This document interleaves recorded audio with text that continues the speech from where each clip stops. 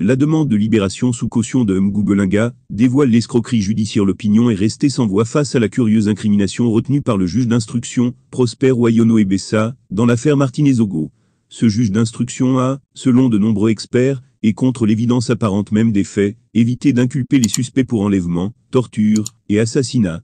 Cette affaire croire que la science juridique est plus complexe que la science nucléaire, et donc hors de la portée des experts ordinaires, et ne s'accommode pas du bon sens. Selon cette inculpation, on pourrait croire que finalement Martinez-Ogo se serait suicidé après son enlèvement et sa torture sauvage. Le refus manifeste du juge d'instruction Prosper Wayono Ebessa d'inculper les suspects pour enlèvement, torture et assassinat pourrait mieux se comprendre avec la comparution de Jean-Pierre Mgou Belinga devant la chambre de conseil pour demander sa libération sous caution. On peut penser que, conscient que s'il avait retenu comme cela semblait évident dans l'endroit, que pour le commun des mortels, contre les suspects l'enlèvement, la torture et assassinat, il aurait rendu leur sort judiciaire compliqué.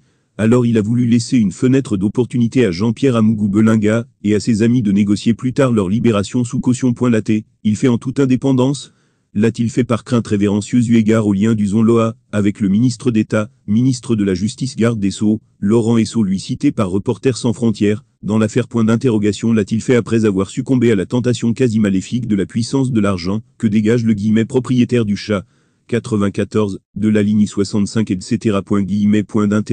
L'avenir seul pourra apporter une réponse à ces interrogations. Toujours est-il que par cette incrimination à minima, l'on est tenté de suspecter que le juge d'instruction Prosper Wayono Ebessa aurait failli à son obligation de loyauté envers les parties. Les parties étant dans l'affaire de l'enlèvement du célèbre journaliste, de sa torture et de son assassinat crapuleux à orientation terroriste, car visant à terrifier la population, les suspects d'un côté et la famille de Martinez-Ogo de l'autre. Cette obligation de loyauté du magistrat est d'un élément essentiel de sa déontologie, tout comme son obligation de dire le droit. Dire le droit revient pour lui à appliquer la loi, rien que la loi. Le juge d'instruction Prosper Wayono Ebessa savait bien l'article 277-3 sur la torture en son alinéa 1 dispose, et punit de l'emprisonnement à vie celui qui, par la torture, cause involontairement la mort d'autrui. Il savait également que l'article 224-2, traitant de la liberté sous caution dispose que toutefois, les dispositions du présent article ne s'appliquent pas aux personnes poursuivies pour crimes passibles de l'emprisonnement à vie ou de la peine de mort. Aussi a-t-il, en déroutant de nombreux experts et en s'affranchissant très librement de ce qui semble être les faits, d'inculper Jean-Pierre Mgou Belinga seulement pour complicité de torture, mais aussi de n'inculper aucun des suspects pour assassinat. C'est donc dans le sillage de la curieuse, l'incrimination du juge d'instruction Prosper Wayono Ebessa, que les conseils de Jean-Pierre Mgou Belinga s'engouffrent aujourd'hui.